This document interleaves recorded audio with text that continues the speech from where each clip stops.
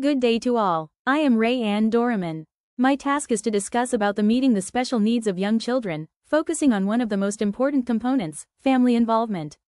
In early childhood education, we often start by talking about parent involvement, parents helping in the classroom or attending school events. While this is valuable, we now recognize the importance of family involvement, which is broader and more inclusive. Family involvement recognizes that a child's support network may include not only parents, but also grandparents, siblings, or other caregivers. It emphasizes partnership, collaboration, and shared responsibility for the child's development. In this presentation, we will explore how educators can build these strong partnerships with families, communicate effectively, and create inclusive learning environments that honor family cultures, routines, and experiences while helping children thrive. When we talk about special needs in early childhood, we're referring to a broad range of developmental, learning, behavioral, and physical differences that may affect a child's growth and daily functioning. Some common examples include developmental delays, autism spectrum disorder, speech or language challenges, sensory processing issues, and emotional or behavioral needs. Each child's experience is unique, and these differences can influence how they communicate, interact, and learn. I'd like to share an experience from my classroom here in Thailand. I observed a Thai kindergarten teacher scold a child with autism because he put glue on her new printer. My heart went out to the child. At the same time, I couldn't blame the teacher. She is not a special education expert and likely didn't know the best way to respond. This experience highlighted how essential it is for early childhood educators to understand the needs of special learners and to respond with knowledge, patience, and compassion. Early identification and intervention are critical. When children receive support early, we see significant improvements in learning, social skills, and overall development. By understanding each child's needs, fostering inclusiveness, and equipping ourselves as educators, we give every child the best chance to reach their full potential. Family involvement is essential in supporting young children with special needs. First, families are a child's very first teachers. They know their child better than anyone, how they communicate, what comforts them, and what motivates them. Their insights help us understand each child's unique strengths and needs. Second, when families and educators work together, we create continuity between home and school. This partnership ensures that children receive consistent routines, expectations, and support across environments, which greatly strengthens their learning and development. Finally, strong family-educator relationships build trust. When families feel respected and included, children benefit from a sense of emotional safety. They feel secure, valued, and more confident in exploring and learning. There are several key components that make family involvement meaningful and effective. First, partnership and collaboration. Partnership means that families and educators work together as equals, sharing responsibility and decision-making in supporting the child's learning and development. For example, in planning an individualized education program, IEP, parents and teachers meet to discuss the child's goals, strategies, and progress, ensuring both perspectives are included in decision-making. Second, information sharing. Communication needs to be open, frequent, and two-way.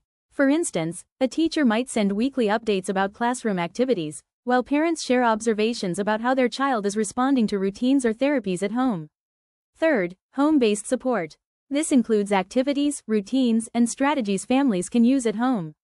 For example, a parent might use a speech-language game at home that the teacher introduced in class to reinforce language skills. Fourth, school-based participation. Families can be involved in classroom activities, meetings, and events.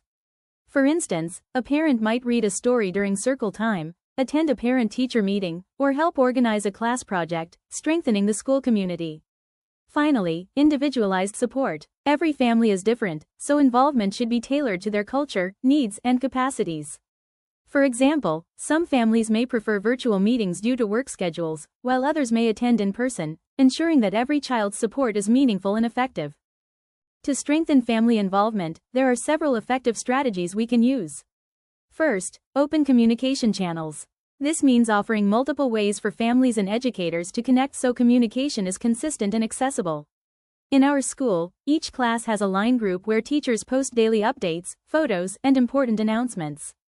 Parents can also use the group to ask questions or share observations about their child, keeping the communication two-way and immediate.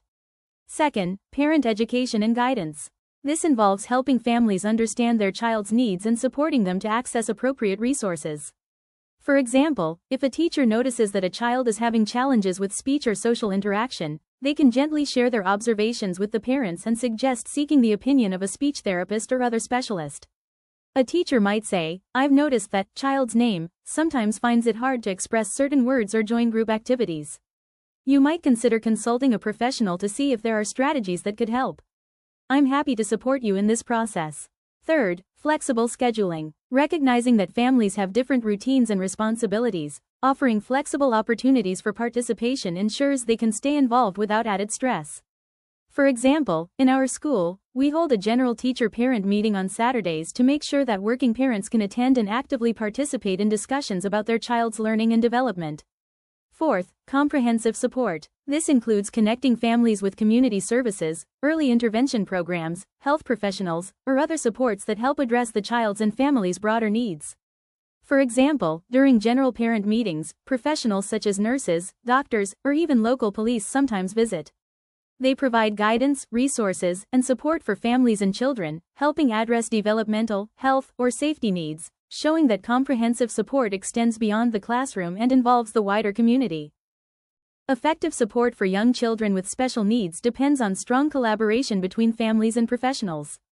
First, team planning. When families, teachers, therapists, and specialists plan together, we create a coordinated approach that supports the child from every angle. Second, shared goals. Establishing clear, common goals helps ensure everyone is working toward the same outcomes, both at home and in educational settings. Third, regular communication. Ongoing updates, check-ins, and feedback help keep the team aligned and responsive to the child's changing needs. And finally, cultural respect. Recognizing and honoring each family's culture, values, and traditions builds trust and ensures that support strategies are meaningful and appropriate. To better understand why family involvement is so essential, especially for children with special needs, we can look at a few key theories that guide early childhood practice. First, Bronfenbrenner's ecological systems theory. Bronfenbrenner explains that a child develops within multiple layers of influence, from family, to school, to community. For children with special needs, the microsystem, which includes the family, plays the most powerful role. When families and educators work together across systems, children receive consistent support that strengthens their development, learning, and social skills.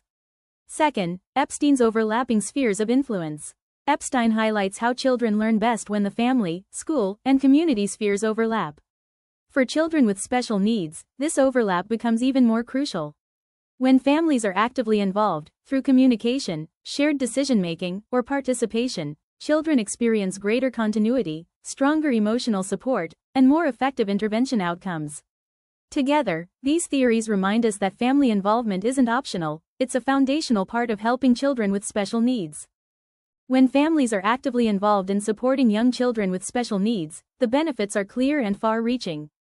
First, better outcomes. Research consistently shows that children make stronger progress in communication, behavior, learning, and social development when families and educators work together. Second, stronger partnerships. Family involvement builds a collaborative relationship between home and school. This partnership leads to better decisions, coordinated interventions, and more consistent support for the child. Third, emotional security. When children see their families and teachers connected and supportive of one another, they feel safer, more confident, and more willing to engage in learning. And fourth, holistic understanding. Families provide insights that no assessment can fully capture, such as a child's routines, strengths, challenges, and cultural background. This deeper understanding helps professionals design more individualized and meaningful support. I'd like to end with this thought: every child matters. When we embrace families as partners, we build inclusive, supportive environments where all children can thrive. When we truly partner with families, we create environments where children feel understood, valued, and safe. These conditions are what allow them not just to learn, but to thrive socially, emotionally, and academically. Let's commit together to creating truly inclusive communities where every child and every family feels valued, supported, and empowered. This is not just our goal, it's our shared responsibility. By working together, we can ensure that every child has the opportunity to grow, learn, and succeed in an environment that honors their uniqueness. That concludes my topic. Thank you so much for listening.